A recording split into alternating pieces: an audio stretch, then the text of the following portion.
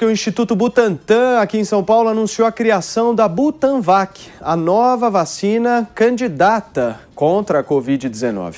O diretor Dimas Covas disse que pedirá autorização à Anvisa ainda nesta sexta-feira para iniciar os estudos clínicos em voluntários. Vamos acompanhar um trecho dessa fala. Protocolaremos esse material ainda hoje e aí vamos dialogar intensamente com a Anvisa para que ela perceba a importância da autorização do início desse estudo clínico o mais rapidamente possível, para que nós possamos, em 1 mês e meio, 2 meses e meio, terminar essa fase de avaliação clínica e aí iniciar, de fato, a produção. Só que aí que tá, gente. Horas depois do anúncio, o ministro da Ciência e Tecnologia, Marcos Pontes, divulgou que o governo federal está com 3 vacinas diferentes em fase de testes pré-clínicos e que uma delas teve resultados promissores. Vamos ouvir o astronauta. Agora, a boa notícia, como eu já comecei a falar sobre isso no ano passado, 3 dessas vacinas avançaram para testes, nos pré-testes, vamos chamar assim, que fizeram todos os testes lá com animais, fizeram os testes todos. A boa notícia é que uma dessas vacinas, isso é muito importante a gente citar, já tem o protocolo ontem, isso é importante, a data de ontem, então tem o protocolo na Anvisa já registrado. Pontes falou que a vacina ainda não foi batizada, mas o nome será alguma coisa BR.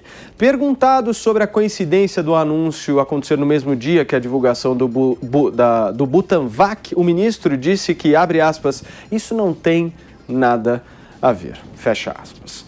Vamos nessa então, saber se tem a ver, se não tem a ver. O debate aqui promete pegar fogo neste nosso primeiro assunto. Eu vou começar com quem também gosta de incendiar.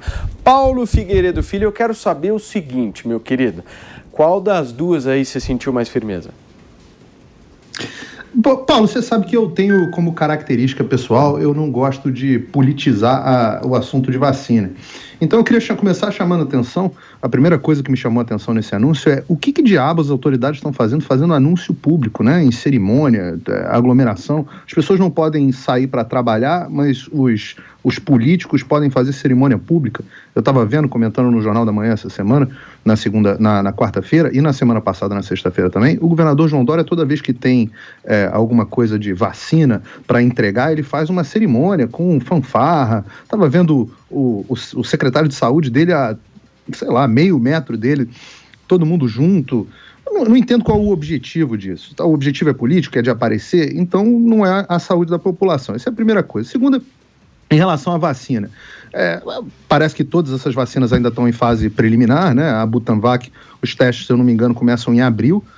Caso eu esteja cometendo algum erro aqui, alguém, por favor, me corrija, mas se eu não me engano, os testes começam em abril, Eles vão pedir protocolo para a Anvisa para fazer teste em abril. Então, eu não sei exatamente qual é o grande motivo desses anúncios. Do ponto de vista do governo federal também, não sei, não deu para ver ali se estavam fazendo alguma cerimônia com muita gente ou não, se estava tendo aglomeração ou não, mas, de novo, também testes preliminares. O que é importante é que tenha vacina para todo mundo e o máximo possíveis de tipos de vacina, porque todas essas vacinas que a gente está vendo agora são vacinas ainda experimentais. A gente está usando porque foi uma emergência mundial e por isso a gente atropelou algumas etapas e estamos usando vacinas que são emergenciais. Elas foram feitas num prazo mais curto de tempo.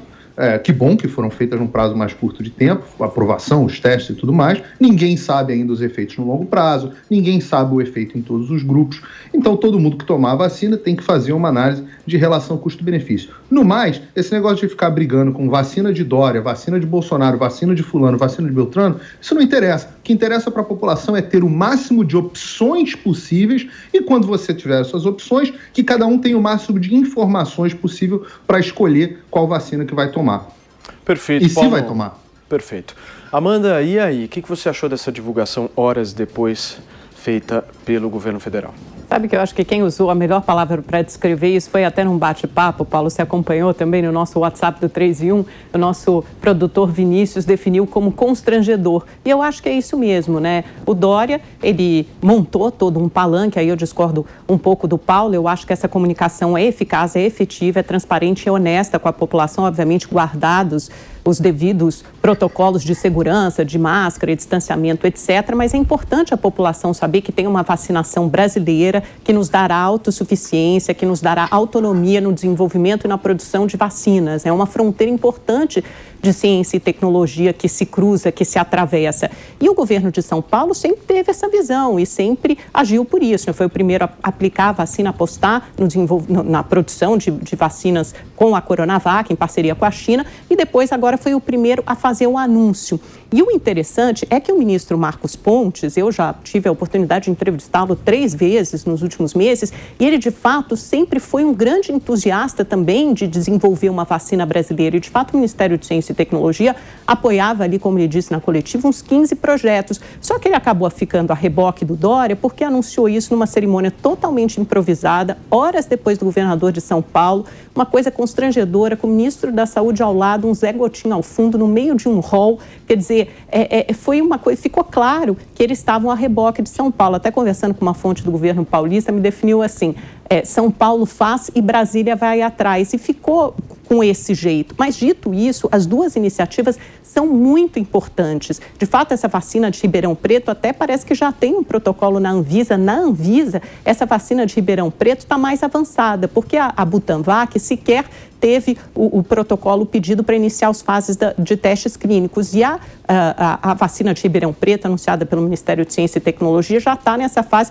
Talvez obtenha o aval da Anvisa para começar os testes clínicos em humanos até antes da Butanvac, mas ficou atrás, perdeu na comunicação, né? Então o Dória abre essa frente e ganha, nesse sentido, essa batalha política. Agora, por que a vacina é importante? Porque a Covid vai continuar, outras pandemias virão. Então, se o Brasil puder investir em ciência e tecnologia, ter uma vacina própria, isso hoje é quase uma questão geopolítica, de segurança e soberania nacional também. Ter a sua própria vacina nos dá muita segurança nesse sentido. Perfeito. Amanda Marque, eu quero saber o seguinte: o que você acha da comunicação dos dois governos, tanto federal quanto estadual?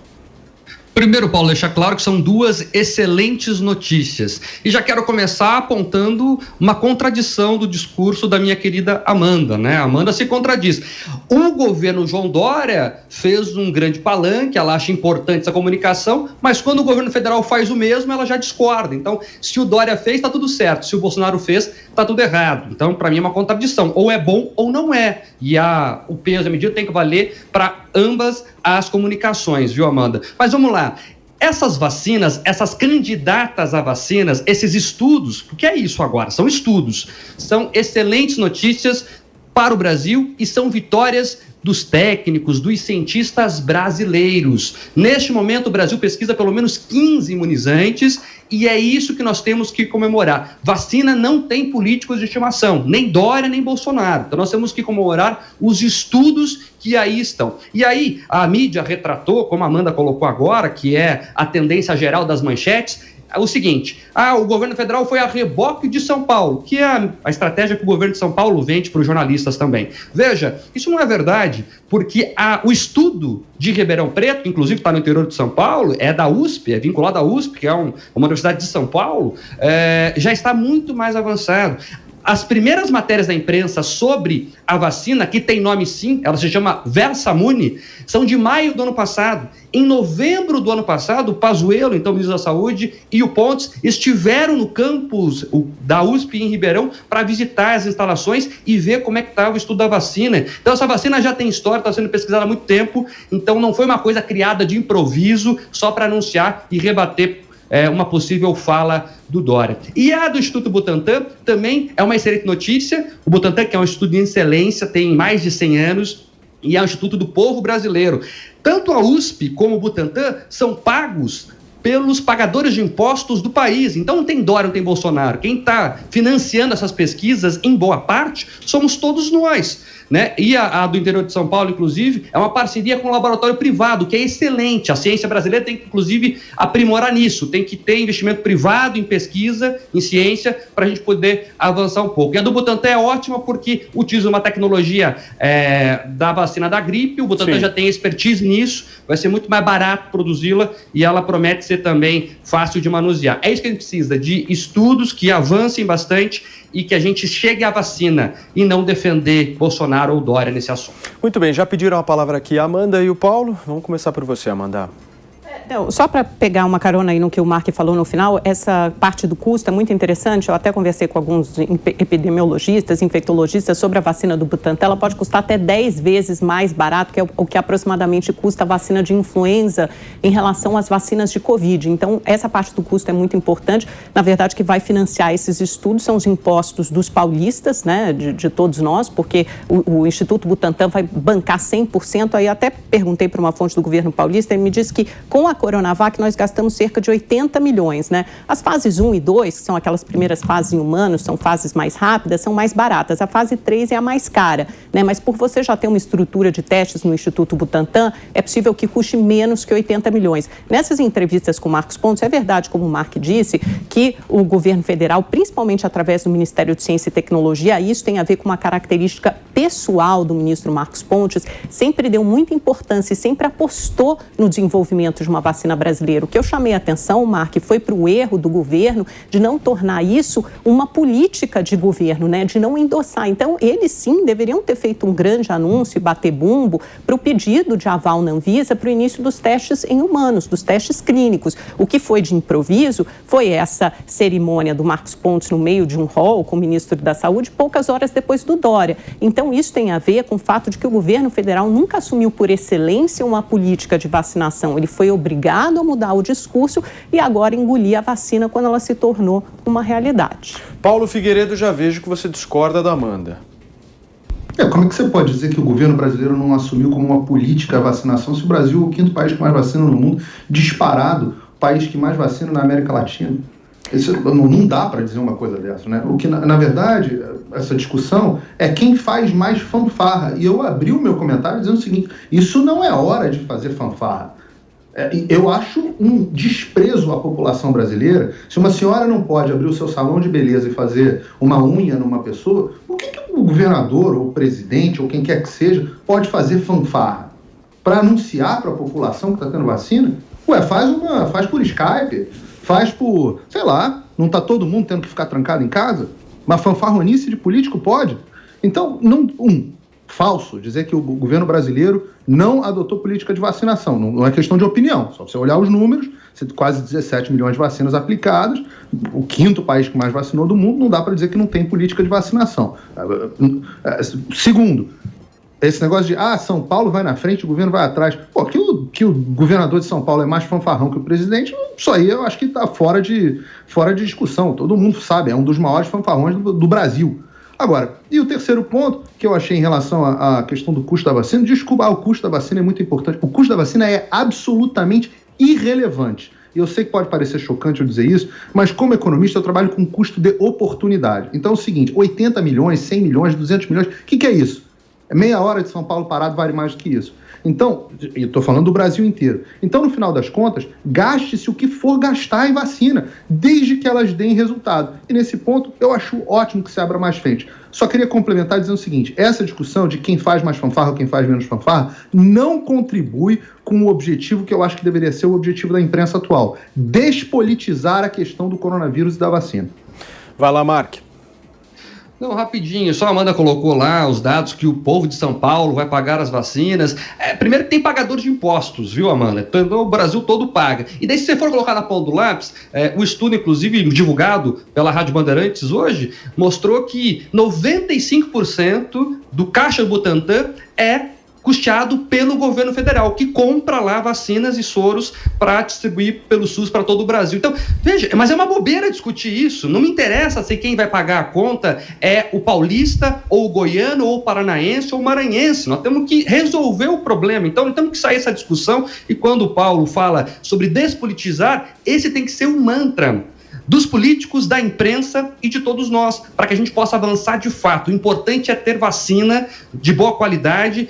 E aí, Paulo, eu acho importante debater o custo nesse momento. Eu concordo com você, claro, tem que pagar quanto for, mas se for mais barata, melhor. Eu acho que Tem vários pontos aí. Primeiro, porque o Brasil não é um dos países que mais vacinam no mundo. Ele está em 5º ou 6º lugar em números absolutos. Se você for pegar pela porcentagem da população, pela Bloomberg e New York Times, ele está ali numa 52ª... Por que interessa? Porque me explica como é que o percentual da população impacta a eficiência do governo em vacinação. Importa em saber o percentual da população está imunizado. Impacta, Paulo, justamente por isso. De gestão, impacta do ponto de vista de saúde. Você compra vacina por unidade, não por percentual de população. Você não chega no laboratório e fala assim, eu quero 10% da minha população vacinada. Não, você fala, eu preciso de X unidade. A fábrica fabrica unidades. Paulo. Então, as pessoas injetam a vacina em unidades. Então, para você avaliar a eficiência do sistema, você tem que avaliar em unidade.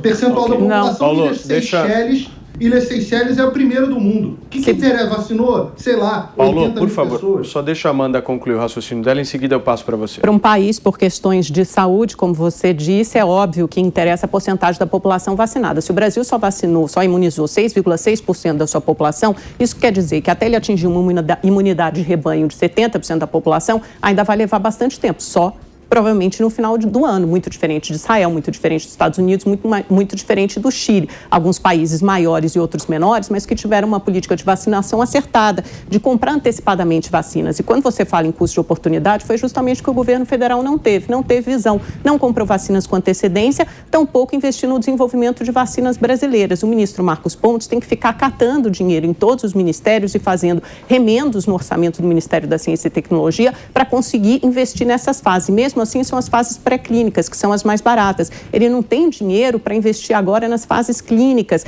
que quando muitos voluntários participam, e aí os testes, aí essas fases sim são muito mais caras. E é óbvio que a parte política, o aspecto político é importante sim. É importante porque tem a ver com a comunicação da população e tem a ver também com política de governo. O Bolsonaro nunca adotou a vacina como política de governo. Ele veio a reboque. Ele fez uma inflexão no discurso em relação à vacina, quando ele viu que a maior parte da população brasileira queria se vacinar. Vai lá, Paulo. O Bolsonaro não adotou vacina como política de governo. Isso é opinião, não é fato. Fato. O Brasil tem quase 17 milhões de vacinados. E aí, se você quer analisar a política de governo e eficiência, você tem que analisar os números. Ou então, a gente vai ter que partir para o ridículo de dizer que as Ilhas Seychelles, com 94 mil vacinas, que são o segundo país que mais vacinou no mundo, são mais eficientes que o Brasil. A gente vai ter que dizer que Mônaco, com 18 mil vacinas, é mais eficiente que o Brasil com 17 milhões. As Ilhas Maldivas, Malta, pelo amor de Deus, gente, quando você vai comprar vacina, você compra em unidade. Você quer analisar a eficiência da política de governo, se o país está vacinando ou não, você analisa o número total de vacinas. E o Brasil está dando um show. Eu acho uma pena que o brasileiro não esteja vendo e não esteja orgulhoso disso. Porque o Brasil são 17 milhões de vacinas. Quando você pega a Alemanha tem 11 milhões de vacinas. O Brasil vacinou ontem quase 600 mil pessoas. É um número equivalente ao Reino Unido. O Brasil, se continuar nesse ritmo, vai passar o Reino Unido. Então, pega a soma dos países europeus, você está falando de países desenvolvidos, polos científicos, países que estão à frente do Brasil em praticamente tudo relacionado à ciência. No entanto, a gente está vendo o Brasil com vários candidatos à vacina, eu não estou preocupado se é do Dória, se é do Bolsonaro, se é do vizinho, se é do Guinho, do Zezinho. Eu estou preocupado se o Brasil está produzindo. Além disso, o número de vacinas aplicadas e a variedade de vacinas que você vai ter dentro do Brasil. Então, desculpa, separa a opinião dos fatos. Quando eles começarem a brigar, fica com os fatos. Eu só te passei números, Paulo, é porque você escolhe os números que lhe convém. Eu estou passando os números que a maioria dos especialistas... Não, os números... E eu falei algum número errado? Quando o Brasil está em 52º lugar e só vacinou 6% da vacinação. Não, isso não é opinião. São números igualmente. O que importa aqui é que há sim uma pressão enorme. Se o Brasil tivesse bombando em vacinação, como você diz, não haveria uma percepção tão clara da população de que a vacinação está lenta. Pergunta para qualquer um. Aliás, vou abrir uma... da imprensa. Não, senhor. Vou abrir uma pesquisa...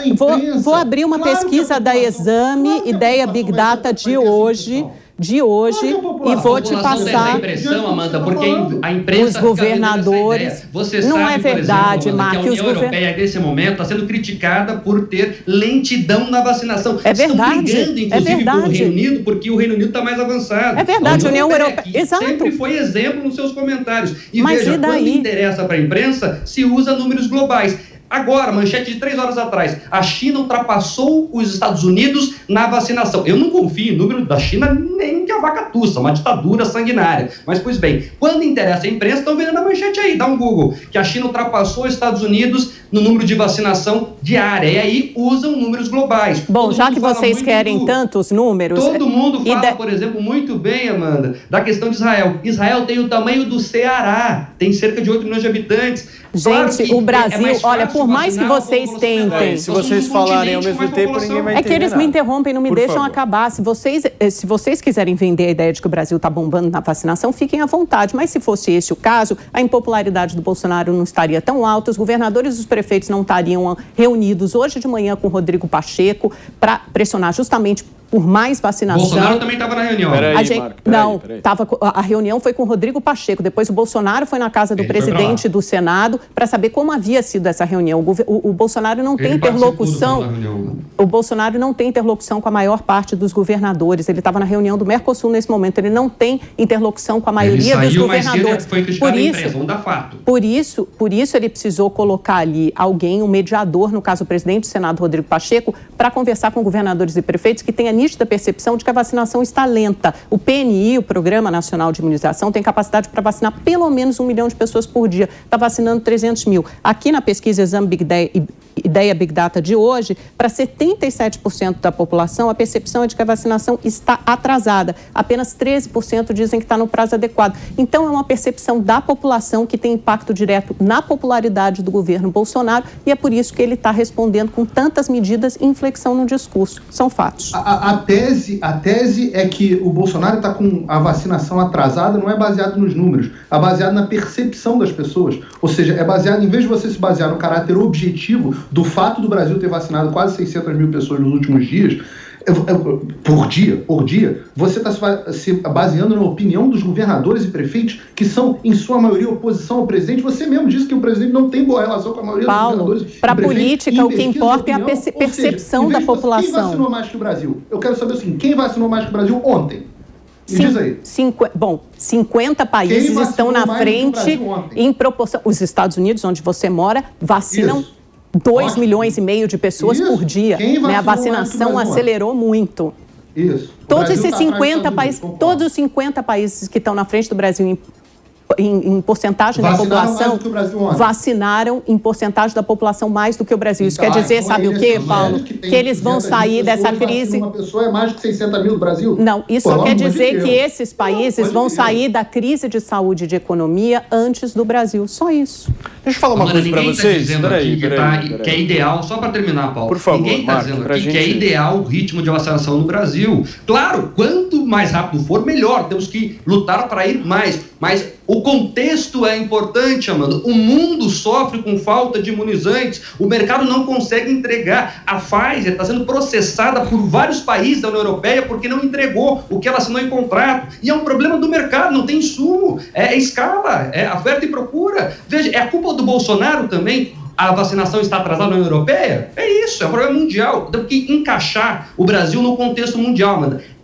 Esse é o debate aqui. Deixa eu falar uma coisa para vocês. Só lembrando que hoje é sexta-feira, né? O nosso clima do programa sempre na sexta-feira tem que ser um pouquinho mais leve, mais tranquilo, mais descontraído, mas a gente vai seguindo aqui. O Paulo Figueiredo chegou neste programa e tumultuou o processo, essa é a verdade.